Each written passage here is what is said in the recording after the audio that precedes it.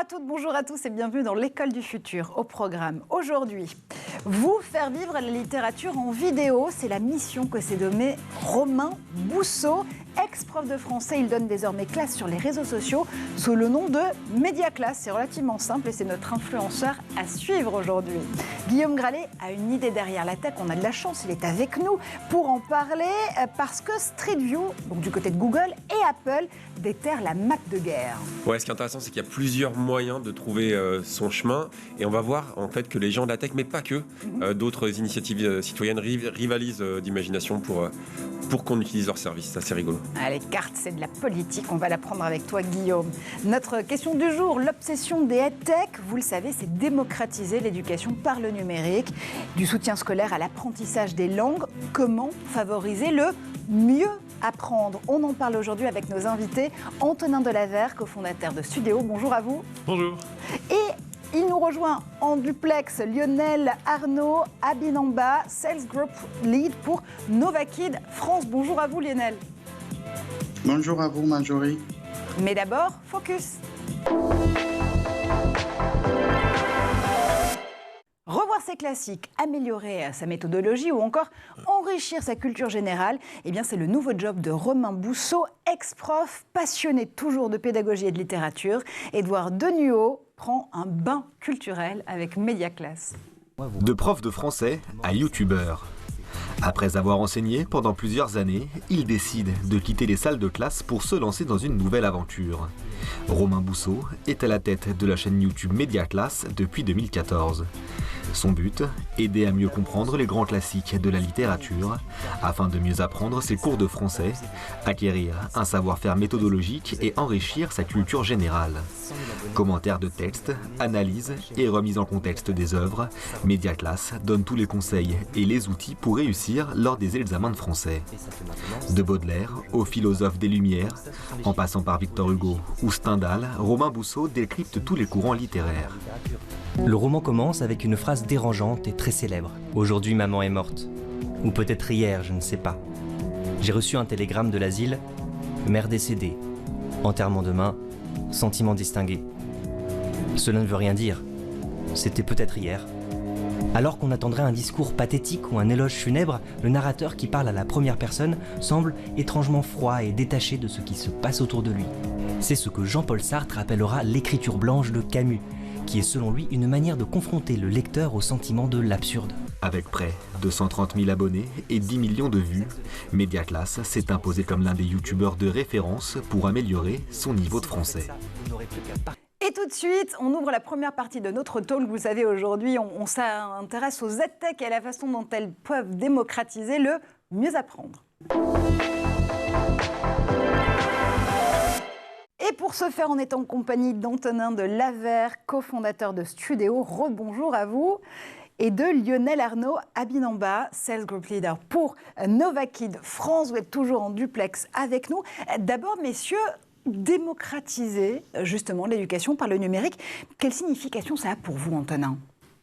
Alors, l'idée de base qu'on a eue, c'est de se dire, il y a des ressources qui existent, il y a des ressources d'excellence qui existent, mais elles sont soit difficiles d'accès par leur prix, ça peut être par la géographie, ou en fait, tout simplement, des fois, les gens s'autocensurent et n'ont même pas l'idée d'aller les chercher.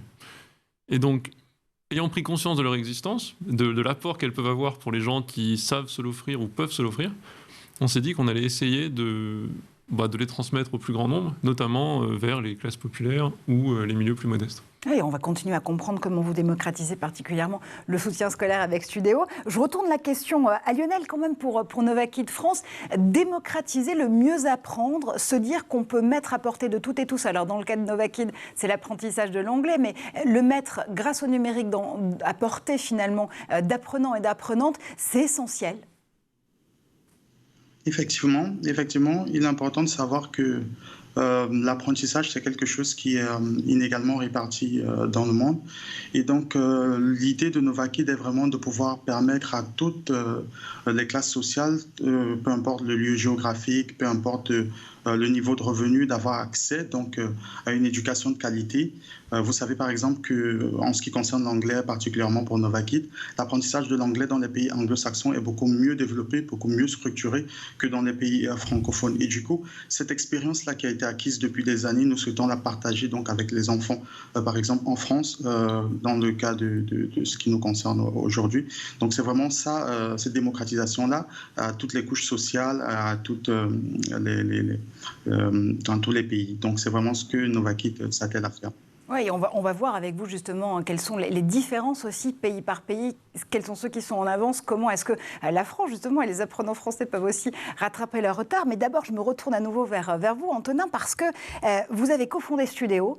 Studéo, c'est une plateforme de soutien scolaire. Alors, l'idée, c'est là d'aller chercher un segment très particulier du soutien scolaire, puisque vous adressez, vous le disiez tout à l'heure, l'éducation dite d'élite, l'éducation d'excellence. Alors, c'est drôle parce qu'il me semble avoir vu passer votre fiche de prof sur Superprof, la plateforme de Wilfred Granier. Est-ce que je me suis trompée ? Non, c'était bien moi. En fait, après mes études, j'ai voulu tout de suite être enseignant et j'ai eu la chance de faire de très belles études. Et en fait, je me suis dit, j'ai envie d'être prof à la fac.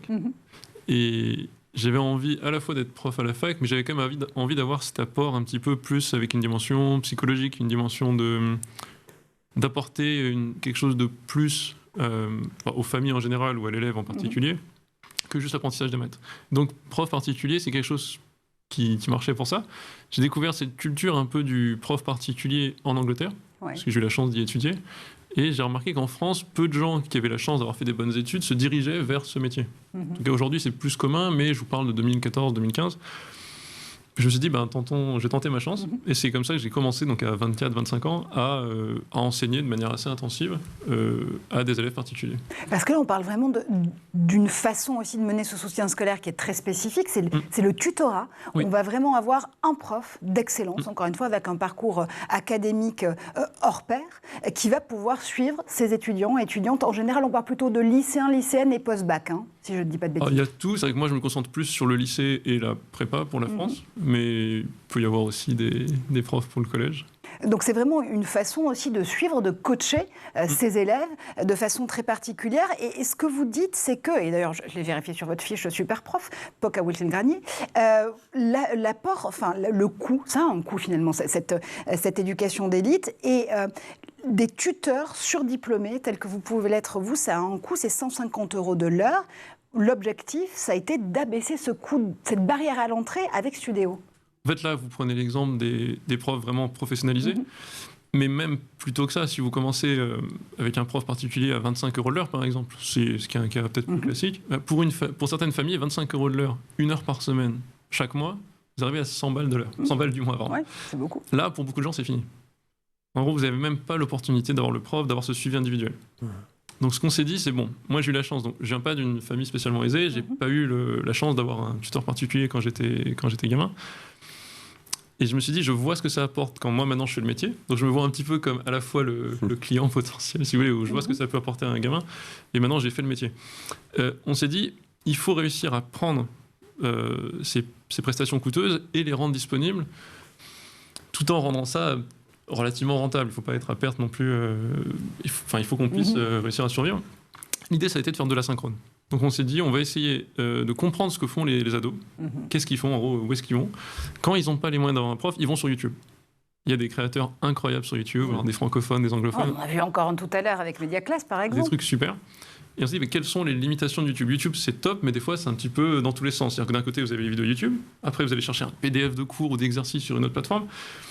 Ce qu'on a voulu faire, c'est construire une plateforme tout en un. Donc on va prendre pour les vidéos le format adolescent, c'est-à-dire moins de 5 minutes, on va pas leur mettre 30 minutes de vidéo tout le temps, on sait qu'ils veulent des trucs rapides, on va structurer ça. Donc là, c'est là qu'on apporte un peu cette pédagogie experte, entre guillemets. On essaie de faire quelque chose de très structuré par difficulté croissante. Et on leur met en même temps un autre aspect qui est des ressources écrites. Des flashcards, donc on s'est inspiré des méthodes de langue. Vous savez, souvent vous avez DAG, un chien, vous cliquez et en fait vous retenez en étant actif. On a fait la même chose pour les maths. On met des QCM. Et troisième aspect, on a voulu mettre un énorme aspect du cours particulier, qui est l'interaction. D'accord. L'interaction avec le prof, c'est vraiment un truc très très important, mais on s'est vraiment posé le casse-tête de comment on rend ça disponible. On a fait deux choses. on s'est inspiré de YouTube, c'est-à-dire que sous chaque vidéo de maths qu'on fait, vous pouvez poser vos questions. Nous, on a un modérateur, on répond, et on encourage nos utilisateurs à répondre aux questions. C'est-à-dire qu'on veut créer une communauté où les gens peuvent poser leurs questions de maths, et un utilisateur répond. Et nous, on les encourage à répondre, parce que s'ils mettent une bonne réponse, on leur donne des points, on leur donne des petits gains sur la réponse. Donc ça devient un réseau social de partage de connaissances et d'approfondissement des cours. C'est ça. Et on veut en gros créer cette communauté parce qu'on sait que souvent, donc toujours du point de vue de l'ado ou du gamin, il y a des fois une peur scolaire. Il y a des angoisses avec les maths. Le prof de maths va m'interroger, j'ose pas poser la question. Ouais. Et on s'est dit, là au moins on a l'avantage de la vidéo, on a l'avantage des ressources. Le gamin peut poser, peut mettre en pause la vidéo, il peut revenir en arrière. Il peut poser sa question discrètement, pas se faire huer par les camarades, pas se faire... Oui, il peut oser. Et on a voulu donc, vraiment le point clé qu'on a voulu faire, c'est ce côté tout en un. Et rassurer ensuite les parents en leur disant, on sélectionne des profs d'excellence, c'est-à-dire des gens qui ont eu des bonnes études, qui ont eu la chance d'en faire, et qui ont décidé d'être enseignants. Donc si je comprends bien, il y a plusieurs briques en fait au sein de cette vidéo. Il y a ce côté, encore une fois, réseau social de l'apprentissage. On va pouvoir construire ces communautés en fonction des matières et cette façon de pouvoir procéder soit par des vidéos, soit par des commentaires en pied de vidéo, soit par les flashcards. Et puis il y a aussi l'interaction et le suivi avec un prof ou une prof particulier, ça continue quand même à être la base du modèle. Pas du tout. Non, pas du tout. D'accord. Non, pas du tout, parce qu'on pourrait faire ça, mais c'est-à-dire qu'on verrait une plateforme de matching. C'est pas le modèle qu'on a voulu prendre. Il y a pas mal de plateformes comme ça, de rencontres prof-élève, mais encore une fois, on revient dans les coûts dont on parlait tout à l'heure. Si on veut faire ça un petit peu comme une espèce de Netflix ou un abonnement pas très cher mensuel, on est obligé de donner accès de manière asynchrone sur la vidéo. Et en fait, la solution qu'on a trouvée, justement pour aller dans votre sens, la solution qu'on a trouvée et qu'on va lancer à la rentrée, j'ai expérimenté cette année moi-même, c'est de faire un espèce de rendez-vous hebdo sur Twitch. Ou l'équivalent de Twitch, si vous voyez ce que je veux dire. En gros, un stream. Sauf qu'au lieu de jouer à Minecraft ou je ne sais quel jeu vidéo, en gros, vous aurez le prof qui est là, qui corrige les exos. Les gens qui sont utilisateurs de l'appli peuvent poser leurs questions, le prof répond, corrige en direct, avec une tablette, etc. Et l'idée, c'est ça, c'est que le gamin, vous voulez, à Paris, dans le Loir-et-Cher, en banlieue, n'importe où, peut se connecter et venir poser ses questions. Ça te plaît, Twitch de correction de maths, Guillaume? Ouais, et puis il y a un petit côté spectacle, on a l'impression d'assister à quelque chose, une expérience. On voit ça sur des compétitions d'échecs aussi, je trouve que c'est une super idée. Et c'est des choses qui sont pas mal, on a remarqué en Asie. En France, pas encore trop, donc il y a des gens qui essayent de faire des choses, mais on s'est dit que là, il y avait vraiment quelque chose, parce qu'on veut donner ce contact, en fait. C'est ce que vous disiez, mais on veut ce contact, parce que c'est ça la force du tutorat, c'est quand vous sentez que le prof est là. Même donc, là, vous n'aurez pas exactement le prof chez vous, mais au moins vous avez ce visage, cette présence, et vous savez qu'il va répondre à vos questions quand vous vous connectez. Et en gros, on veut donner cette impression de suivi et cette personnalisation. Alors, du coup, vous allez recruter, vous sélectionner les profs qui se mettent en scène en vidéo, qui le feront bientôt aussi sur Twitch pour les corrections en live. De quelle façon? Quels sont les critères de recrutement? Alors, on a 3 critères. Le premier critère, c'est le plus important, j'imagine, c'est l'excellence, c'est-à-dire il faut qu'ils aient fait soit une grande école, soit un concours d'enseignement de l'éducation nationale, comme l'agrégation par exemple. Ça, c'est le critère numéro 1. Le deuxième critère, c'est qu'ils aient choisi dans leur vie de faire de l'enseignement, qu'on voit qu'ils aient au moins 5 ans d'expérience, soit de cours au lycée, cours au collège, cours particuliers, et qu'on ait des retours positifs où leur méthode fonctionne. Le troisième critère, qui est aussi capital, donc c'est vraiment un trio, c'est être dynamique, à l'aise, content, en caméra, prêt à parler aux ados et à l'aise. Donc c'est pas ces 3 critères qui ont l'air assez intenses, mais au final, nous, ce qu'on cherche dans chaque pays, parce qu'on a aussi la solution le but, c'est d'être dans le plus de pays possible, on a besoin uniquement de quelques profs, et c'est pas si compliqué de les trouver. Et il y a un marché en France de profs qui existe, on peut les rencontrer. Et en général, ceux qu'on trouve, on essaye de les convaincre de venir avec nous sur une vision. Beaucoup qui ont la chance de faire ce métier, qui ont la chance de le faire peut-être dans des bons milieux, de bosser avec des familles plus aisées, etc. Beaucoup viennent en tout cas, beaucoup que j'ai rencontrés ont un peu le même parcours que moi, viennent de milieux plutôt populaires, classe moyenne, et ont toujours cette envie de se dire mais comment est-ce que je pourrais rendre à la communauté, et se disent ce projet, ça peut être une vision qui m'intéresse. Et donc c'est comme ça qu'on les trouve en fait. Le fameux give back qu'on connaît bien dans l'écosystème et l'économie numérique et qui est appliqué donc du coup chez Studéo par les enseignants et les enseignantes qui vous rejoignent sur la plateforme. J'ai envie de faire réagir Lionel à ce qu'on vient de se dire avec vous Antonin, parce qu'il y a cette question du prix qu'on travaillait ensemble au tout début de cette interview. Se dire que le prix, ça reste quand même parfois une barrière pour celles et ceux qui voudraient pouvoir approfondir leurs connaissances. Pour Novakid aussi, ça a été une question dès le départ, trouver le juste prix, le bon prix à proposer à ces enfants qui veulent apprendre mieux l'anglais avec vous? Et effectivement. Donc, comme le disait l'intervenant sur le plateau, le prix vraiment est une variable très importante lorsqu'on souhaite apprendre une nouvelle langue, si je puis dire dans le cas de Novakid. Vous devez remarquer que lorsque nous, on a commencé, on s'est dit il faut que l'éducation soit accessible à tous. L'éducation doit être accessible à tous en fonction de toutes les bourses. Donc, on a créé 2 formules d'apprentissage qui nous permettent donc de fournir le même service, mais avec une certaine différence de prix. Maintenant, on a 2 types on est parti sur la base de 2 types d'enseignants. Donc, on a des enseignants qui sont certifiés pour enseigner l'anglais, mais ne sont pas forcément des locuteurs natifs.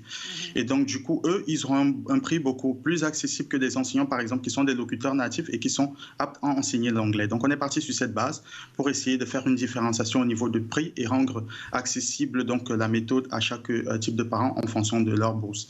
Et ici, on essaye toujours de garantir, malgré que vous ayez un enseignant soit standard, locuteur quasi natif ou un enseignant premium, vous puissiez avoir toujours le même suivi, la même méthodologie d'enseignement selon les 2 types d'abonnements. Donc, c'est vraiment une variable qui a été assez importante, mais on a pu trouver un ajustement qui nous a permis de proposer un programme intéressant. Oui, c'est vraiment cette idée de pouvoir abaisser la première barrière à l'entrée qui va être le coût de ces approfondissements d'heures de langue, notamment avec vous chez Novakid. Même question que pour Antonin, comment est-ce que vous allez chercher, recruter celles et ceux qui vont faire cours sur Novakid? J'ai bien compris qu'il y avait 2 niveaux d'approfondissement de la langue, certains locuteurs nativement anglophones et d'autres qui ne le sont pas, parce que ce qui est important aussi dans le modèle Novakid, c'est de pouvoir se plonger en immersion dans la langue. Effectivement. Donc, comme le disait le panéliste, donc, le recrutement des enseignants se fait sur plusieurs bases. Donc, la première base, c'est déjà le fait d'être locuteur natif ou pas. La deuxième base, c'est être titulaire d'un diplôme d'enseignement d'anglais. C'est très important pour nous. Et la spécificité de Novakid, c'est qu'on travaille avec des enfants en âge de 4 à 12 ans. Il ne faut pas juste être un enseignant d'anglais, mais il faut être adapté à enseigner les enfants. Donc, on veut de l'expérience dans l'enseignement de l'anglais déjà dans votre vie réelle. Donc, c'est vraiment important pour nous. Et c'est ces 3 critères-là, je dirais, qui sont les plus importants dans le recrutement de nos enseignants. Oui, parce que c'est vraiment votre botte secrète. Hein. C'est le fait de miser sur l'interaction prof-élève dans l'interculturel, de le faire pour des enfants spécifiquement de 4 à 12 ans, vous le rappeliez Lionel. Comment est-ce que vous avez justement travaillé cette méthode en immersion? Est-ce que forcément le fait de pouvoir, et là aussi c'est ce que Antonin nous disait du côté des maths, on se permet d'oser, on se permet de poser plus facilement des questions et d'aller rapidement vers cet apprentissage de la langue étrangère à l'oral, parce qu'on n'a pas peur finalement de le faire, on est en confiance. Effectivement. Et ça va même au-delà, parce qu'à Novakid, on a pensé à la base, parce qu'il faut savoir que lorsque vous étudiez à Novakid, on travaille avec des enfants, et chaque enfant a sa personnalité. C'est très important de tenir compte de la personnalité de l'enfant, parce qu'on a des enfants beaucoup plus timides, on a des enfants qui sont beaucoup plus enjoués, qui aiment s'amuser pendant les cours, et à chaque type d'enfant, il faut pouvoir accrocher un enseignant qui sied à cet enfant-là. Et donc, à Novakid, on permet à nos parents donc, de trouver un enseignant adapté à leur enfant. Donc, si vous avez un enfant plutôt timide, on va vous choisir un enseignant adapté en fonction de ces critères-là. Et du coup, ça va permettre de créer un lien déjà à partir du cours d'essai entre l'enseignant et l'enfant, de façon à savoir s'il s'adapte à lui. Et ce lien-là, il sera important pour la suite parce que c'est celui qu'on va utiliser pour permettre de mettre l'enfant à l'aise. Il y a également un deuxième critère qui est assez important parce qu'il faut savoir que chez nous, beaucoup plus les francophones, on a un problème lorsqu'on apprend une langue, c'est la peur de faire des erreurs. La peur de faire des erreurs est assez répandue et beaucoup plus chez nos enfants parce que lorsqu'il ne connaît pas, il a tendance à se bloquer et à ne pas essayer. Et du coup, on recommande, il y a deux petites astuces généralement pour les parents. Lorsque les enfants sont tout petits, par exemple, lorsqu'on travaille avec les 4 à 6 ans, on recommande aux parents d'être présents parce qu'ils peuvent les aider avec la souris, l'ordinateur et tout ce genre de choses, mais ne pas participer au cours en traduisant en français.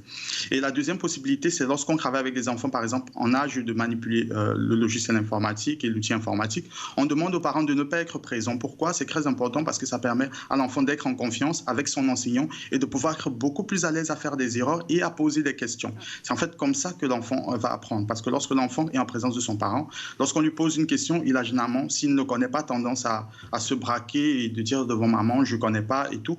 Mais vraiment, ce suivi individuel-là permet à l'enfant d'être beaucoup plus à l'aise. Et c'est vraiment ce qui fait la différence dans l'apprentissage. Ouais, c'est fondamental ce que vous soulignez ici, Lionel. C'est ce droit à se tromper, ce droit à l'erreur. Antonin, je vous voyais acquiescer justement en disant oui, si on ne fait pas d'erreur, à un moment donné, on ne va pas apprendre, tout simplement. Oui. Il faut que ça soit même au cœur de la pédagogie. Alors, peut-être pour les langues aussi, je pense, mais en maths, c'est vraiment le cœur du cœur. Moi, si vous voulez, j'ai eu la chance, pendant, je crois, mon exemple perso, de faire une maths sup, donc c'est la prépa maths après le bac. Il n'y a pas un exo, je pense, de l'année en maths où j'ai réussi du premier coup. Alors, il y avait des gens qui arrivaient, qui sont devenus des chercheurs, etc. Il y a des gens brillants qui arrivent dès le début. Perso, j'ai galéré à chaque fois. J'ai galéré, j'ai fait le mauvais chemin, j'ai galéré. Mais ça m'a appris beaucoup. Et c'est un des apprentissages, je pense, les plus Et puis, ce qui peut être intéressant, peut-être en maths sup, c'est de s'appuyer sur le professeur, mais aussi de travailler à plusieurs. Oui. Et ça peut être aussi une piste aussi pour... oui, complètement. À Studéo ou dans d'autres plateformes, que les élèves s'entraident pour apprendre. En tout cas, c'est ça. Parce que tout le monde, en gros, vous apprenez des erreurs d'autrui, et vous apprenez des vôtres, et savoir les erreurs qu'ont fait les autres, ça vous aide aussi à pas les faire, etc. Donc, il y a un truc sur la communauté qui est très très important, en effet, et qui va être au cœur de notre produit de plus en plus. Allez, on va se laisser le droit à l'erreur. Nous aussi, même celui d'aller faire un tour du côté de la planète Tech. Mais je suis sûre que chérie Jessica Isenga a sélectionné les meilleures images pour vous, pour son zap.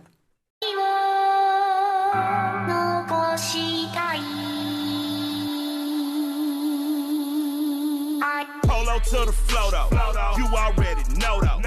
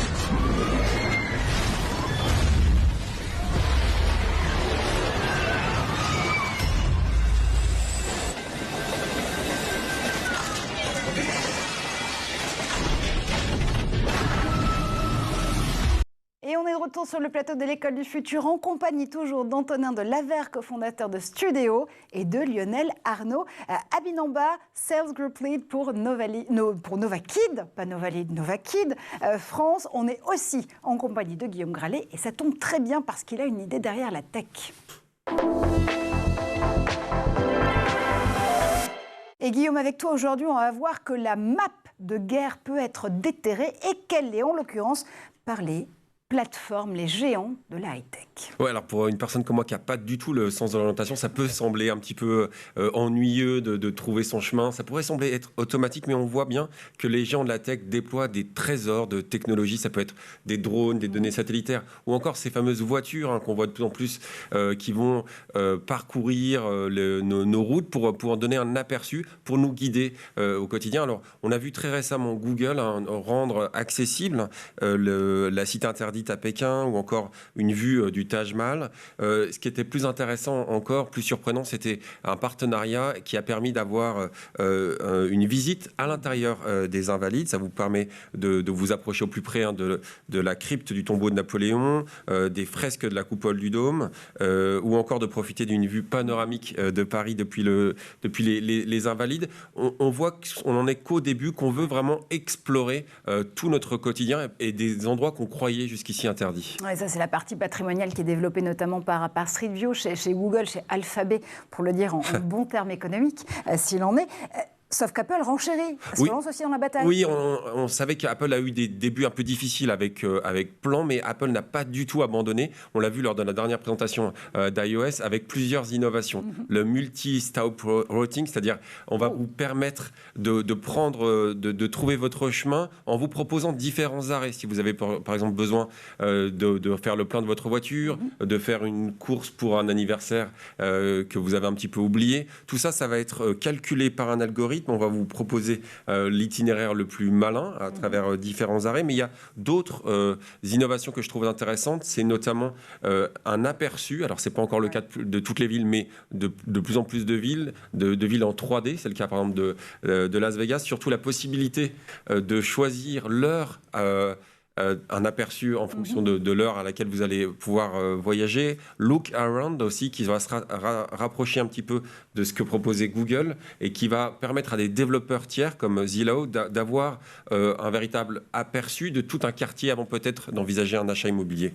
Et on imagine aussi que ça s'adapte à toutes les mobilités, puisqu'on voyait dans la vidéo présentée sur la dernière conférence Apple, des personnes aussi à mobilité réduite qui ont évidemment la possibilité de se déplacer et de choisir la mobilité, le véhicule le mieux adapté. Oui, c'est ça. C'est-à-dire qu'on va s'adresser effectivement à des personnes handicapées, on va s'adresser à des piétons, des cyclistes, toutes les innovations possibles. Il y a même des réflexions pour avoir la navigation fluviale à l'avenir. Mais cette bataille, elle n'est pas qu'américaine, messieurs, dames, elle est aussi française. Cocorico. Oui, en fait, on a eu la chance, Marjorie, de rencontrer il y a quelques mois les créateurs d'une application qui s'appelle Zenly.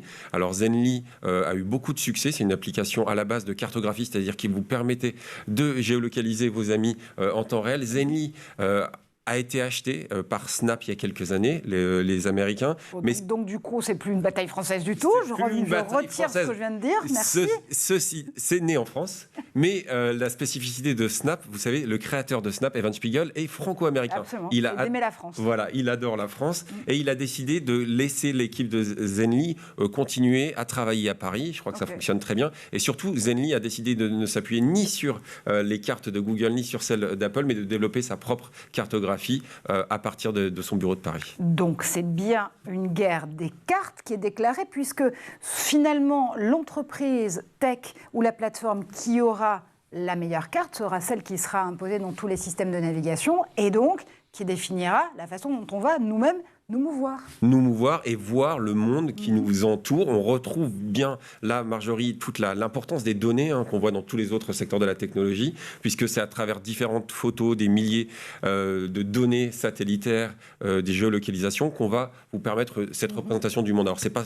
tout le temps désintéressé, il y a souvent des publicités à la clé, mais ce que... Ah oui, c'est étrange. C'est étrange, voilà. Il n'y a pas que des ONG, mais il y a une initiative que je trouve très intéressante qui est celle de Grab, c'est l'équivalent singapourien de Uber, qui, lui, a décidé de s'appuyer sur OpenStreetMaps. C'est un projet open source. Et ça fera plaisir à Gaël Musquet, qui portait le lancement d'OpenStreetMap en France. Voilà, que tu connais bien, Marjorie. Et en fait, que tout le monde connaît bien ici dans l'école du futur. Voilà, non mais ce projet OpenStreetMap est très intéressant parce qu'il repose en particulier sur GitHub. Ouais. Et Samir Kumar, donc un des responsables de Grab, expliquait qu'il faut être encore plus précis. Il faut prendre les spécificités de chaque pays. La mousson, par exemple, qui est présente avec des très fortes pluies, 167 jours par année à Singapour. Il faut prendre également les points de débarquement à l'aéroport. Il y a encore des données qui ne sont pas encore connues par ces services de cartographie. Et puis, on voit que l'imagination est sans limite. La dernière innovation de Google, c'est de proposer la qualité de l'air des différents endroits que vous allez pouvoir visiter avant même d'y aller. Bref, cette guerre des cartes, Marjorie, tu l'as dit tout à l'heure, est au cœur des révolutions technologiques à venir. Oui, absolument. Ce qui est passionnant, c'est de voir avec toi à quel point le nombre de données continue à progresser, à s'accumuler. Et puis, on essaie de pouvoir aussi choisir ces données de mobilité en fonction de nouveaux critères. La qualité de l'air, tu le disais, avec une dernière feature chez Google Maps. Et puis, pour avoir une anecdote sur Grab, je vous confirme que quand on est en pleine mousson au Vietnam, il vaut mieux avoir une application comme Grab qui vous permet de choisir le meilleur moyen de transport parce que c'est quand même plus adapté. C'est intéressant ce que nous dit Guillaume. En effet, Antonin, je voyais boire les mots de Guillaume pendant sa chronique parce que... ça donne corps aussi à ce qu'on veut faire des mathématiques notamment. La façon dont aujourd'hui on va apprendre les maths, ça définit peut-être aussi bientôt ce qu'on va en faire en numérique. Alors oui, ça c'est une des grandes missions qu'on se donne. Moi, à terme, quand on voit toutes les données en ce moment sur l'état de la France en termes de niveau mathématique, en termes de formation du nombre d'ingénieurs par an, quand vous comparez la France à une puissance comme la Chine, par exemple, technologiquement, même si on n'est pas mauvais aujourd'hui, il faut quand même s'inquiéter aujourd'hui de la formation des futurs ingénieurs. Et pour moi, ça serait un des buts, si vous voulez, indirects de ce qu'on fait, c'est de réouvrir un peu la joie des mathématiques et des sciences pour redonner envie aux gamins potentiellement qui se l'interdisent ou qui n'y pensent pas d'aller dans ces secteurs où il y a tant à découvrir, à créer, etc. Et c'est vrai que des fois les mathématiques ont l'air très, un peu arides. On va essayer, nous, au maximum, toujours dans tout ce qu'on fait, de mettre un peu de joie, d'application, etc. Parce que vous pouvez trouver des exemples incroyables de choses qui ont l'air très très théoriques dans des modèles comme des Google Maps ou autres que vous citez. Je pense que là, il y a vraiment une révolution à faire sur la manière d'approcher ces sujets aussi. Si on donne même très tôt les clés et l'envie d'aller bosser dans des sujets complètement passionnants comme ça, peut-être que les gamins verront plus aussi l'intérêt d'aller en cours de maths sur Pythagore, etc. Il faut les incarner, quoi. Faut montrer que c'est important au quotidien, c'est ça ? Oui, c'est ça, je pense. Alors, je pense que pas mal de profs le font. Après, il y a des limitations aussi. Ils ont un nombre d'heures. C'est pas quelque chose qui est simple à mettre en place, je pense, à l'école. C'est pour ça que des solutions complémentaires vont exister, je pense, parce que vous avez une classe de 30-35 gamins, 5-6 heures par semaine. Vous n'avez pas tout le temps le temps de faire ça et de boucler votre programme. Je pense qu'il y a des choses à réfléchir de ce côté-là qui vont être assez importantes pour ouvrir les horizons des gamins. Bien sûr, et c'est ce que vous faites notamment avec Sudéo en démocratisant le soutien scolaire et en trouvant de nouvelles façons justement de pouvoir relancer cette interaction entre profs et élèves sur le soutien en particulier. C'est ce que fait aussi Lionel Arnaud chez Novakid France avec l'apprentissage des langues. On retourne à notre discussion tout de suite.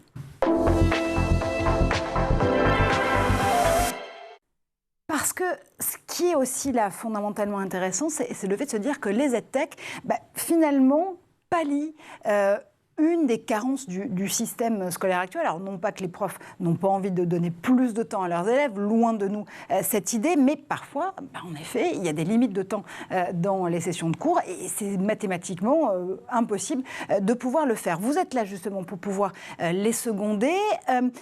Est-ce qu'on peut se dire aujourd'hui que le numérique, finalement, c'est un booster d'égalité des chances et d'égalité scolaire, Antonin ? Alors oui, moi je le verrais comme ça, principalement parce qu'on donne l'accès à beaucoup plus de choses, à beaucoup plus de gens, tout bêtement.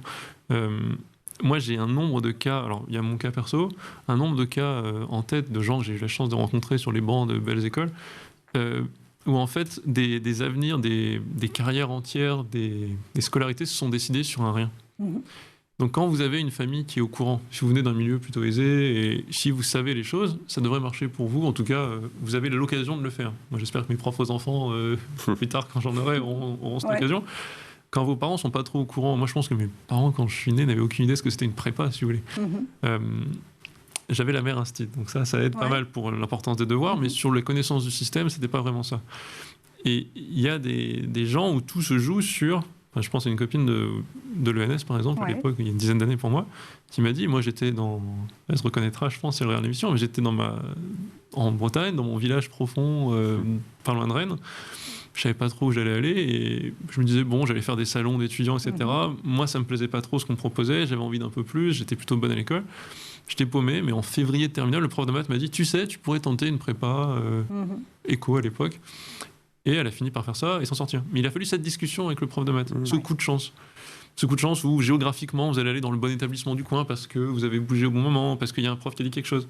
Et donc c'est super quand ça arrive, mais il faut se demander combien de potentiels gamins, gamines comme ça on paume en fait. Guillaume. Mais comment justement vous pouvez, avec le numérique, qui suppose quand même d'avoir un ordinateur, un peu d'équipement, vous pouvez casser un peu ces bulles, c'est-à-dire vous adresser vraiment à des personnes populaires? Alors, c'est pour ça qu'on a commencé par une appli sur téléphone. D'accord. On s'est dit, les chiffres vous savez, de combien de gens ont un téléphone dans la poche sont assez larges. C'est assez rare de trouver des ados qui en ont pas.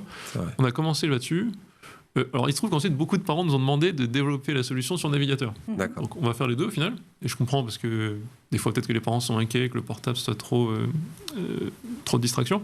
Mais on a commencé par le téléphone pour donner accès facilement. Alors l'idée c'est qu'on met des outils, vous pouvez l'utiliser le matin dans le métro avant le contrôle, les petites flashcards, on essaie vraiment de penser aux besoins de l'adolescent ou du lycéen. Le téléphone ça aide.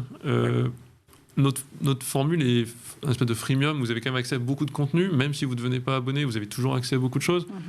Donc on essaie de donner beaucoup par des moyens à peu près disponibles. C'est vrai que si vous n'avez pas de téléphone, pas de tablette, c'est un peu complexe, mais on pense qu'en passant par le téléphone, on peut aller sur beaucoup de segments. Ouais, et toucher le plus de jeunes possible. Lionel, on revient sur cette question. Est-ce que pour Novakid aussi, l'idée de départ, c'était de se dire que le numérique, c'est un booster d'égalité scolaire. Ça va permettre alors si ce n'est remettre tous les apprenants sur un pied d'égalité, en tout cas leur donner ce coup de chance dont ils peuvent se saisir. Effectivement, et vous avez pris un exemple concret et parlant. Vous imaginez dans des cours d'anglais conventionnels qu'on a à l'école, on est par exemple sur un format de 25 enfants pour un cours d'anglais d'une heure. Et vous allez remarquer dans ces cours-là, il y a des enfants par exemple qui sont beaucoup plus interactifs, c'est-à-dire qui réagissent beaucoup plus. Et ces enfants vont participer plus, par exemple, ils vont participer à hauteur de 5 minutes. Et on a des enfants par exemple, comme moi par exemple lorsque j'étais jeune, un peu moins participatifs. Et du coup, je participerai moins et je capterai moins d'informations. Et du coup, c'est pas lié, c'est quelque chose qui est inhérent à la personnalité et il faudrait que ce soit pris en compte lorsque on fait l'apprentissage d'une langue. Et du coup, Novakid va essayer de pallier à ce problème-là parce que votre enfant soit assez calme, que votre enfant soit hyperactif, parce qu'on a également des enfants avec haut potentiel intellectuel. Des parents viennent nous voir et nous disent, mon enfant, il se concentre pas trop, il a haut potentiel intellectuel. Est-ce que Novakid peut proposer des solutions? Oui, effectivement, Novakid permet d'accorder un suivi particulier à ces enfants-là. Et même à des enfants qui sont, comme on le dit, slow thinkers, c'est-à-dire qui ont des difficultés à assimiler des notions. Novakid va permettre d'apporter un suivi particulier, même aux enfants autistes, parce qu'on a une zone réservée aux enseignants qui sont adaptés pour des enfants autistes. Donc vraiment, c'est vraiment inclure tout le monde dans l'éducation, de façon à permettre à ce qu'aucun ne soit rejeté. C'est vraiment très important dans un monde d'inclusion. Et aujourd'hui, on réussit à le faire dans 49 pays du monde. Donc, c'est vraiment quelque chose qui nous rend fiers et on espère continuer dans ce sens-là. Oui, booster d'égalité et booster d'inclusion aussi. Là aussi, c'est important pour vous, Antonin, de se dire que tous ces enfants-là, ils ont droit à avoir une qualité d'enseignement où on va pouvoir prendre le temps de faire du sur-mesure, de s'adapter au parcours. Oui, alors je trouve ça un incroyable exemple que Lionel a donné parce que, par exemple, les enfants autistes, c'est vrai que c'est une petite niche. Et des fois, je pense que les parents peuvent être un peu désorientés. Donc, lancer ce genre de solution, c'est vraiment super. Nous, ce qu'on essaye de faire aussi, c'est vraiment toujours donc, la même idée, se centrer sur les besoins du lycéen, de l'adolescent, prendre en compte ses angoisses potentielles. Et la technologie est de plus en plus là. Donc, c'est beaucoup plus facile d'intégrer aujourd'hui de la technologie, de l'intelligence artificielle que, je pense, il y a 5 ans. Et notre but à nous, c'est de toujours aller dans ce sens-là. par exemple, c'est très simple de comprendre, avec les données d'utilisation d'un élève, comprendre là où il y a des lacunes, comprendre là où il est plus fort. Et ensuite, un algorithme assez relativement simple peut lui proposer en fait, d'aller insister sur une notion plus, de faire plus de QCM là, de réviser tel flashcard.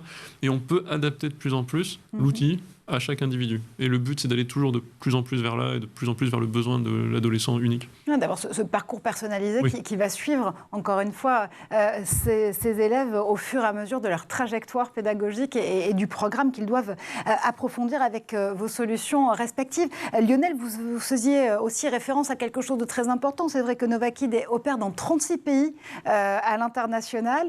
Antonin, vous nous disiez votre velléité pour que Sudeo aussi soit plus présent là aussi dans d'autres pays. Lionel, est-ce que vous observez des disparités très fortes entre les apprenants et entre les pays où justement Novakid est implanté? En gros, ma question c'est, est-ce que la France est quand même un petit peu le mauvais élève en matière d'apprentissage des langues vivantes?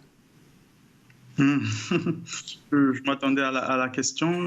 Je pense qu'il est important de savoir que déjà le français est une langue assez populaire et les Français sont fiers de leur langue. Et vous allez remarquer lorsque vous vivez en France, il est assez récurrent que vous n'utilisez très peu d'anglais. Mais les Français sont aujourd'hui réceptifs à l'anglais parce qu'ils s'ouvrent au voyage, ils s'ouvrent à la connaissance d'autres personnes. Et c'est également quelque chose d'important pour eux dans les perspectives professionnelles parce qu'ils vont chercher des affaires avec d'autres pays. Et pour parler spécifiquement des différences, on peut observer certaines différences également au niveau des motivations qui poussent les parents à étudier à Novakid. Lorsqu'on va parler en France et en Europe en général, nous avons une part plus importante des parents dits cosmopolites qui veulent donc que leurs enfants apprennent l'anglais parce qu'ils ont besoin de communiquer, de voyager comme je le disais et parce que c'est amusant également. C'est important pour eux de toujours maintenir ce côté jovial-là. Au contraire, dans d'autres pays, on va constater qu'on a plus des parents qui recherchent à investir dans l'avenir de leurs enfants, donc dans tout ce qui est éducation pour leur permettre d'avoir un meilleur avenir qu'eux. Donc c'est vraiment cette première particularité qu'on peut observer. Il y a également une particularité au niveau du système éducatif, de ce que le système éducatif propose en termes d'anglais. Par exemple, lorsqu'on va partir dans les pays européens, on va remarquer qu'on a plutôt un bon niveau, on va dire. On va avoir plutôt un bon niveau dans certains pays parce que vous allez remarquer dans le classement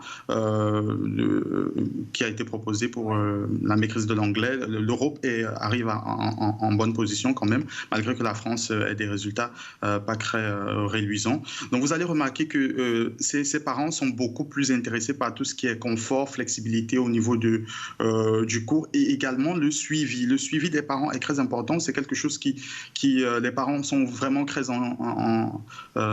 contents de retrouver à Novakid parce qu'ils peuvent faire le suivi de ce que leurs enfants apprennent et savoir à chaque niveau ce qu'ils font et comment les aider eux également à la maison. Donc c'est vraiment ces petites différences-là qu'on peut observer au niveau des différents pays. C'est vraiment très intéressant et puis surtout de se redire à chaque fois que la velléité au départ de pouvoir aller vers ces applications, vers ces solutions tech, elle vient aussi des parents parce que c'est eux qui ont soit le contrôle du matériel numérique à la maison et aussi le contrôle de la carte bleue qui va vous aider à payer ces services évidemment EdTech. Je crois que d'ailleurs, Novakid, c'est tout au long de l'année, parce que ça ne s'arrête pas juste à l'année scolaire. Cet été, vous allez embarquer vos utilisateurs très jeunes et utilisatrices de 4 à 12 ans dans un camp d'été. Oui, effectivement. Donc, Novakid va lancer pour l'été 2022 donc le camp d'été Easy Breezy.